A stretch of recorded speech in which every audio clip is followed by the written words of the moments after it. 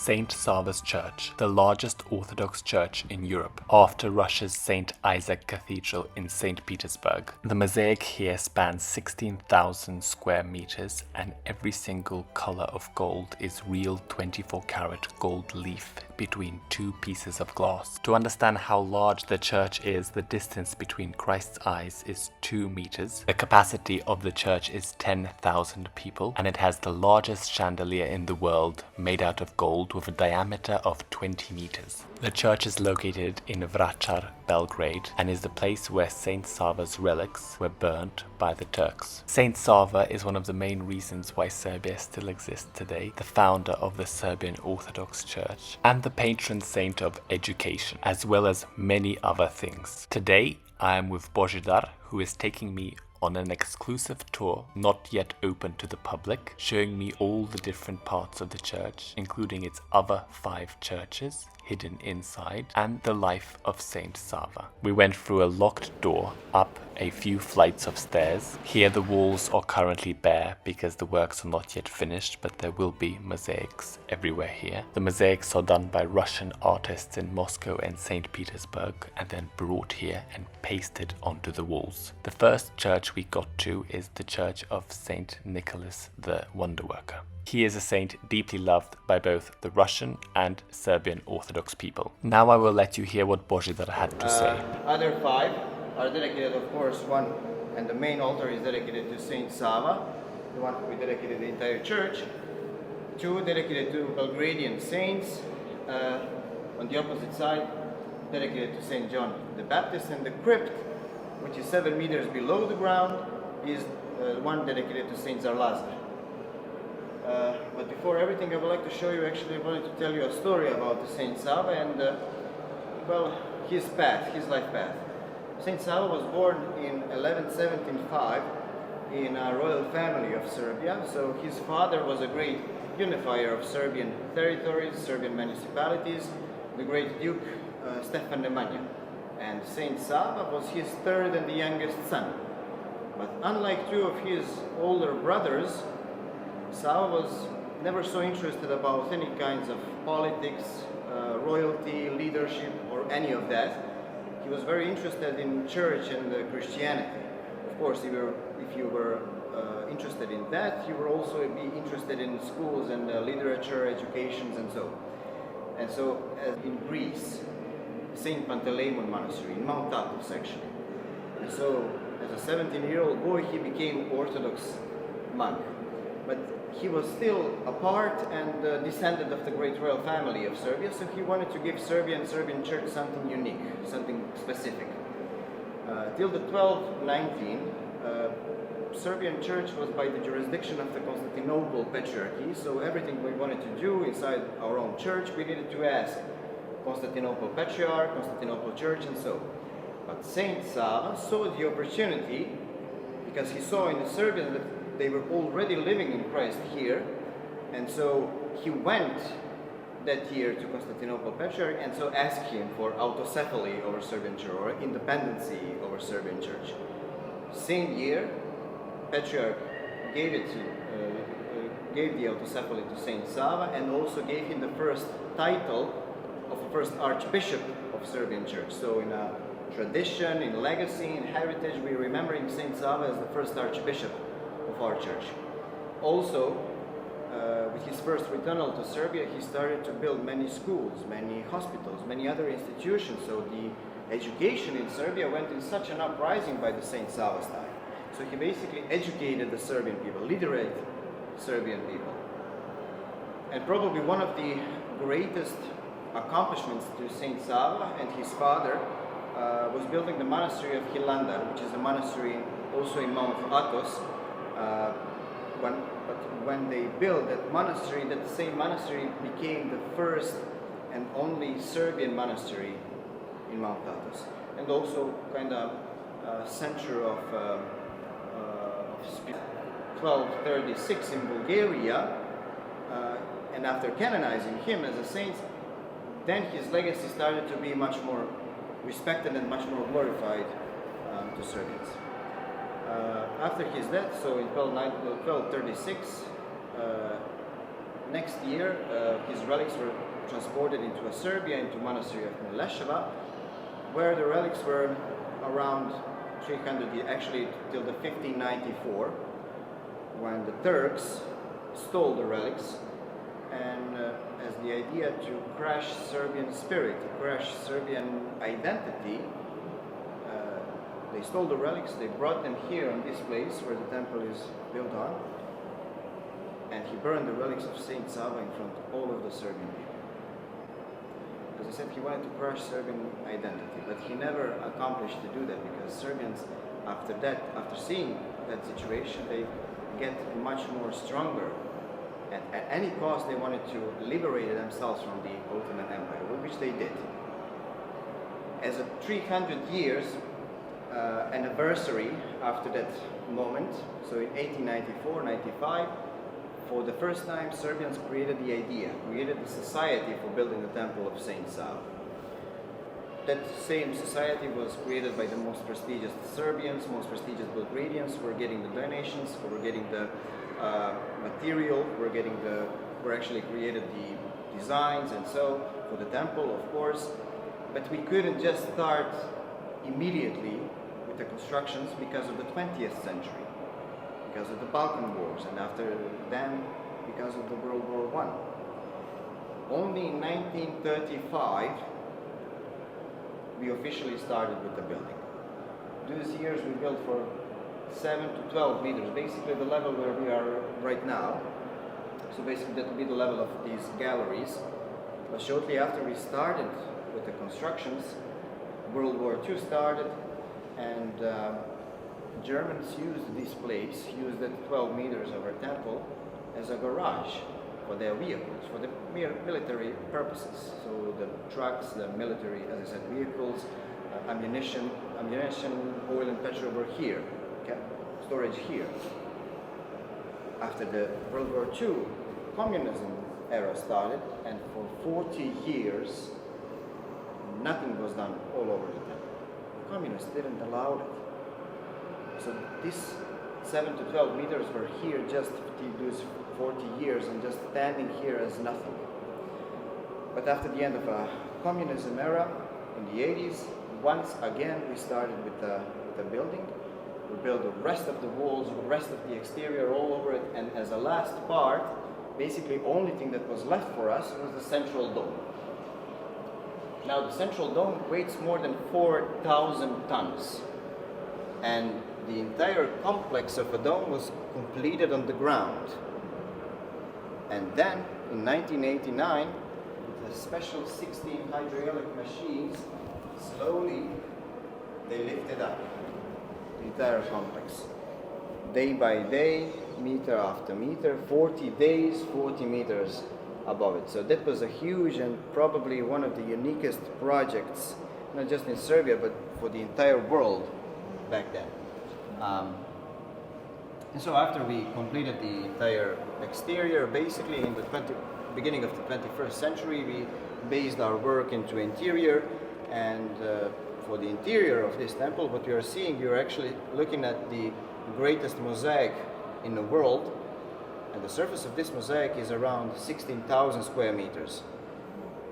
And the main thing is that we just couldn't do it without brotherly country Russia. We just couldn't do it. So the Russian Academy of Arts with the artist Nikolai Mukhin, they started its work by the mosaic for the temple of St Sava, and basically they did just a tremendous work here. The main material for this mosaic is 24 karat gold pieces, so basically everything that you can see here for the mosaic is actual gold, actually 24 karat golden leaf placed between two pieces of glass. So that's why the insides of the temple are so shiny. The gold is reflecting the light, and so that reflection is actually getting that entire the entire shininess of the temple. If you agree, I will continue the story, but I would like to show you the rest of the three choir galleries, so you can make a... Is this for pigeons? Yeah, actually, yeah. You have So, pigeons they coming come in. yeah, so they were They coming. used to be here a lot more. Yeah, because we didn't have the Oh. windows and everything, so they were flying into it and so. Okay, shall we? Yes. Let's see. That's a Christ, but it's actually a very unique fresco of a Christ as an elderly person, which kind of depicting Christ who is not vulnerable by the times, you know. So, for example, this is the Christ before creation. It's kind of so complicated, but it's depicted as the elderly man, but before the creation, before he was kind of born. So it's not God the Father. Excuse me? It's not God the Father. No, it's the Christ. It's like Ancient of Days.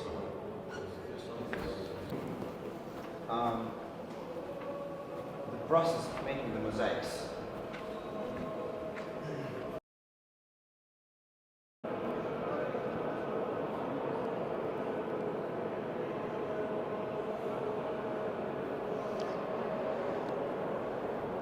Sorry, this is my. It's where the women can stand Top upstairs. place where the women are supposed to stand. But although all men go and children. They depicted Pash. creation. So on the opposite side, there's day 1 and day 2. Here you can see day 3 and 4. And on the main gallery and the western round, there's a rest of the 3 days. So 5th, 6th, and the 7th day in the middle part. The entire church, probably, as you noticed, it's very look-alike as the St Sophia in Istanbul. That's because the inspiration for this temple was taken from Hagia Sophia, and as a mother of all churches, as the oldest Orthodox church, you know. But they didn't want to just, how can I say, make another Hagia Sophia in Belgrade. They actually unified two styles, so that Byzantine style for the Hagia Sophia, but they unified it with they mixed it up with the Serbian medieval styles of our churches, of our monasteries, and so and so. So this is the original Byzantine Serbian architectural style for the temple.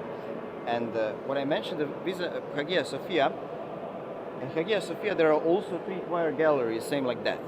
But this one and the on the opposite one, back then in Hagia Sophia they used it just for the royalty. So the princesses, tsars, basically the royalty were here, kind of in a private area on the liturgies, and the priests were coming up all the way up there, receiving them, actually giving them the communion, giving them the Eucharist.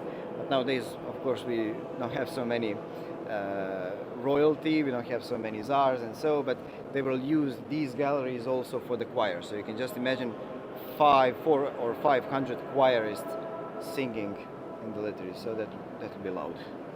Yeah. Still, that one and that north gallery is still in, how can I say, this didn't just open it for the choir, but the western gallery is the choir gallery nowadays.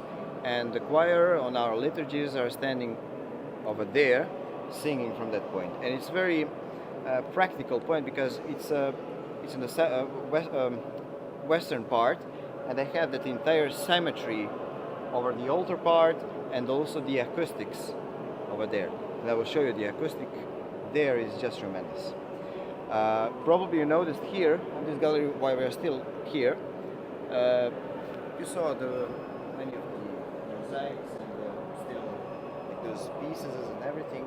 So they didn't just complete the entire mosaic on site here.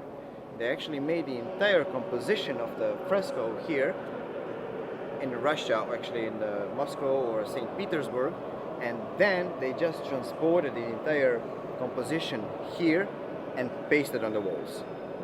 And so that's how they completed it. I don't think they roll it up. Maybe, I'm not quite sure, but I think they used a special transport to just put it on the... Yeah, yeah. You can see the marble over here, there's still pieces.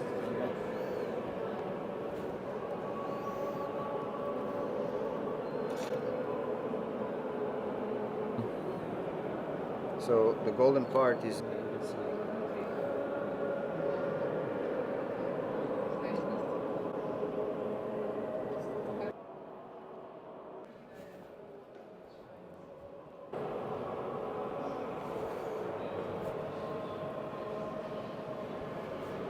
Jel znate šta koriste da lepe? to je, mislim da je to čak, ne, nije ovaj. To je poseban jedan lepak. Čak svaka ova pločica, posebno gore na kupoli, može da izdrži težinu od 300 kg. Dakle, kada... Znači lepak može da izdrži. Da. Može. Dakle, 300 kg svaka kockica može da izdrži. I to je zbog sigurnosti. Dakle, ako slučajno, razmišljali su i o tome, dakle, ako slučajno jedna ispadne, dobila bi ubrzanje i mogla bi da povredi nekoga dole. Tako da ne postoji mogućnost da se odlepi nijedna sa kupole ili sa zida.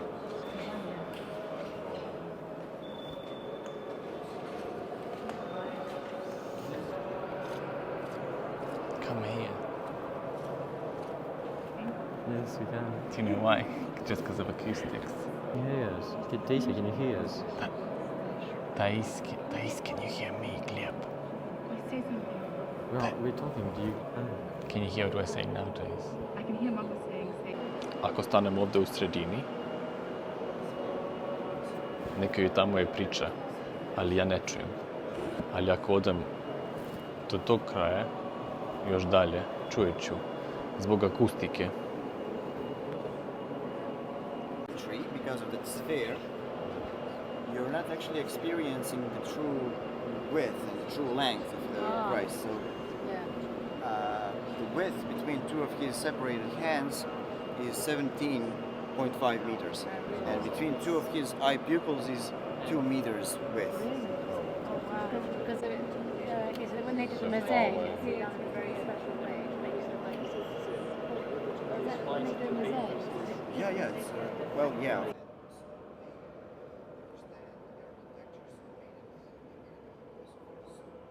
Vjere, simbol vjere. Pokoriče koji je kapacitet ove crkve, ovog hrama, 10.000 ljudi. Ovo je drugi najveći pravoslavni hram na svetu.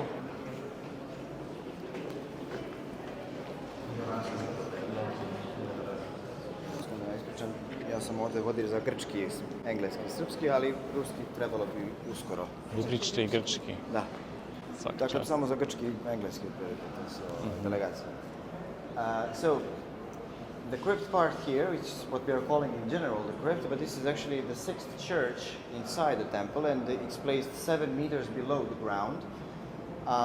And the reason why we are calling it the crypt is that because behind the altar part is where it's going to be the crypt, actually where it's going to be the kind of a graveyard for our patriarch. But this place here, this main place here, is the church, as I said, dedicated to St Sava Lazar, who was, as I said, also one of the identities of Serbian people, mainly in 1389 in the Battle of Kosovo, when St Sava Lazar stood against the Ottoman Empire and stood for orthodoxy and stood for, well, Serbia and Serbian people. After that battle, Notre Dame rang the bells of their church in the glory of Saint Sava. Yes. The reason for that is that that same battle was actually the first barrier, the first shield against the Turkish fundamentalism into Europe. That's right. So that's why Europe was so grateful and so thankful to Saint Sava Lazar. Did Tsar Lazar win the battle? Well, it was kind of even back then. So the Turkish soldiers were folded back, but Saint Sava Lazar was killed into that battle.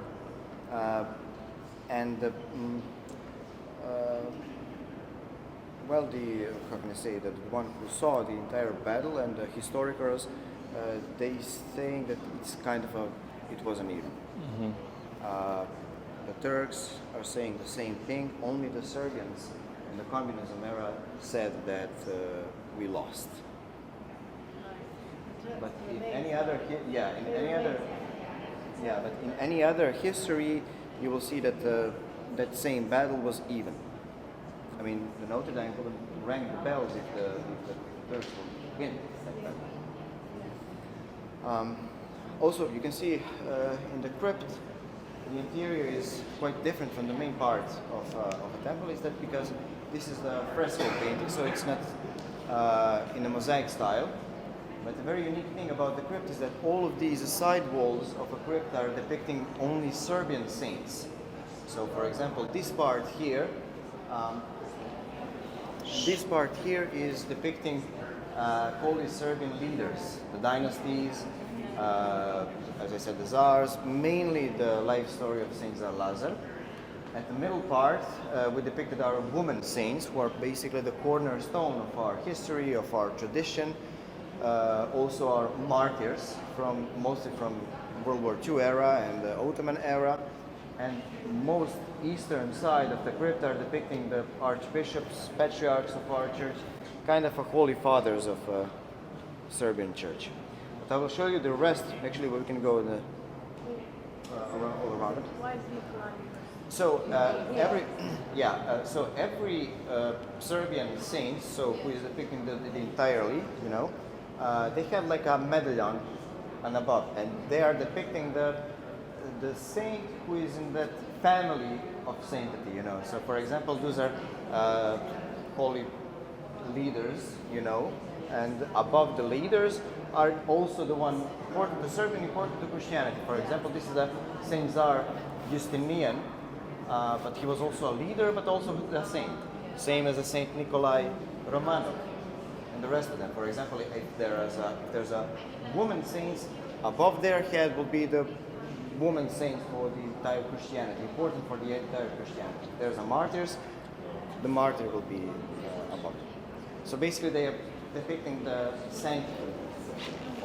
So Stefan Nemanja was his previous name. Try to ignore her, try to make it Either visible. he was Zoom in Tsar. or. Shortly after Saint Sava became the Orthodox monk, he also wished to become a monk, and he left the entire leadership to his middle son, not the oldest one, and he folded back into a monastery. He folded back into Mount Athos. He became Orthodox monk, and he was proclaimed as Saint Simeon. Why didn't he leave it to the oldest son? Because he didn't show that power what second son was showing. He didn't show that royalty as a second son. But that was a problem, because after their father's death, the oldest one was very angry, very upset, and he almost attacked the middle brother. But Saint Sava, as a voice of reason, he came back from Greece, and then he made peace between two of his older brothers. And I will show you the fresco of that also. Here you can see also a very unique fresco. This is the execution of Saint Lazar in the Kosovo battle, but it's very unique because at all of the other frescoes in Serbian Orthodoxy, they're depicting Saint Lazar already without the head. But the Nikolai Mukhin didn't want it to show and didn't want it to give satisfaction to other, either religions or the people who are against the Serbian tradition or Serbians. So he actually he wanted to show and he wanted to depict Saint Lazar the moments before execution. So as you can see, the Tsar Lazar is here on the right side. There's an angel preparing Lazar for the entire for the eternity, and there's a Turkish soldier already with this with the sword swinging by. And the most dominated fresco here is one of the most beautiful one. This. Yeah, sorry. And it's not, but this fresco is kind of showing a symphony between Orthodoxy, actually Orthodox Church, and the state. So I told you about the identities of Serbian people. Saint Sava, who will be kind of identity of Serbian Orthodoxy, Serbian faith in our tradition, and Saint Lazar, who is a kind of identity of our in terms of royalty, in terms of power, state, heroism. So two of them are depicted sitting next to each other. Of course, it's not chronologically accurate. Two of them lived in a separate centuries, of course. But the left side, you can see St Sava, and behind him there's a Serbian archbishops, bishops, patriarchs, and so. And on the right side there's a St Sava, and behind him there's a Serbian leaders, Serbian czars, you know. So the right side is kind of depicting Serbian state, Serbian heroism, Serbian power, you know. And the left side is depicting faith, depicting orthodoxy. So two of them is kind of giving that symphony and also giving that example of Serbia, the true idea of Serbia. Faith with the state and state with the faith. Not one apart from the other and not other apart from this first one. The next frescoes here, as I said, also depicting St. Lazarus' life, and this is here the Lazarus family. This is him in the middle, and over here is his son, Despot Stefan. Now, when Lazarus was killed in the Battle of Kosovo, 1389, Despot Stefan was only 14, so he wasn't prepared and he wasn't adult enough to continue in father's legacy. So the entire administrative leadership over Serbia took his mother, Princess Milica, for 4 or 5 years. And after that, actually, when Despot Stefan became adult enough to continue in father's legacy, his mother just gave him the leadership over Serbia, and she also folded back into a monastery that she built, and the rest of her life she spent as a nun, as the Orthodox nun. That monastery is Monastery Ljubostinja near Trstenik. It's very, very beautiful. It's see the difference between the art schools here in the crypt. So in the crypt there will be around 20 Serbian artists, and here you can see the difference between the frescoes. So probably these are Montenegrin artists. So they had like a special technique for fresco painting, but the rest of them are from well, these are all Serbian, of course, but the rest of them are mainly from Serbia state. And on this side, those are martyrs of Serbia. As I said, mainly from World War II era, concentration camp in Jasenovac, the most brutal and tragic history of ours. And on the opposite side are the martyrs from that World War II era and from that place in Herzegovina, also killed by the Ustashas, by the Croats.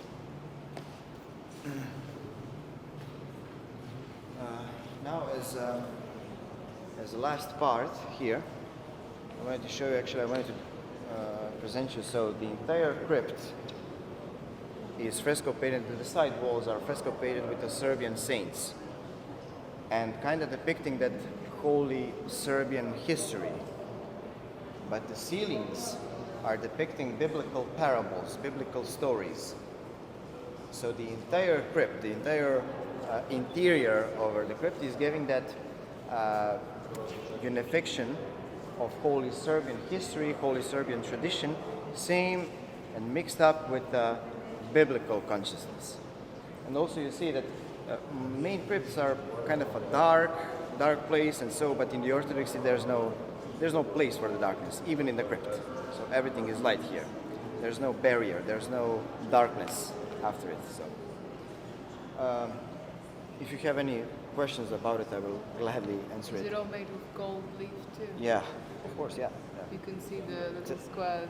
Yeah, so it's a secco technique, what they're calling. It's like a gilding the golden leaves. Yeah, and of course before that, fresco painting. I mean, the painting either saints, either parables. Milosevic built most of the church, in the 80s, you said. Not kind of. After the communism era, then it started at. They basically approved for the Serbians to start with the building, to start with the donations and everything else. That's donations. Yeah, yeah. Yeah, of course. For example, on each door, I show you the three entrances Yes. at the temple. Yeah. So on the kind of in the middle of the main entrance and the naos, they are basically like a donators, ktitors of the tourists. So there's many companies, many good people who do the huge donations for it. So their name are kind of Engraved. engraved. That's right, in the stones, in the marble. Is there service here also every Sunday? This was the place for the service before we completed the main area. So this part is completed before the main part. So when we completed this part, we served our liturgies here, while this main one was in an ongoing process, of course. But when we completed it, then we started our liturgies up there because of the spaciousness, because of the mainly because of the space. But this part here is mainly for baptisms and the weddings, and as you can see it here by the chairs, which are here just because of the practical basically use. They kind of making the choir concerts for the spiritual music, also many lectures, theologically themes, theological lectures, many charity work, book reveals, and so and so. So this is a kind of a place for enlightening people, same as a St Sava. What do those letters mean? This is actually early Christian symbol. So the cross symbol was used only actually at the beginning of the 4th century, but before that the symbol for Christianity was a fish. Now this is a three fish depicting the Trinity, and below it you can see some writing. It's saying ichthys, and in ancient Greek that would be a fish. It's just a basic for a fish. But if you took the letter, it's Isus Christos Theos Ios Sotir. Jesus Christ, God, Son, Savior. Oh, so the word fish in the ancient Greek comes from the... No, No. it's by accident. The same. Yeah, they Well, yeah. completely by the accident, but yeah. Nothing happens by chance. It's all Yeah, today, for example, it's an ancient word for a fish. For nowadays, it's tapsari for the fish, but they don't use it. It's like all Slavonic and the Serbians. Yeah. In the Serbian nowadays, so it's kind of a difference. They still can understand some part, but not completely. Leaving the church, I saw a mosaic of St. Boris and Gleb, the Russian princes. A very big chwala to Božidar for spending his time and showing us the church, and I hope to be back when the dome will be open for viewers.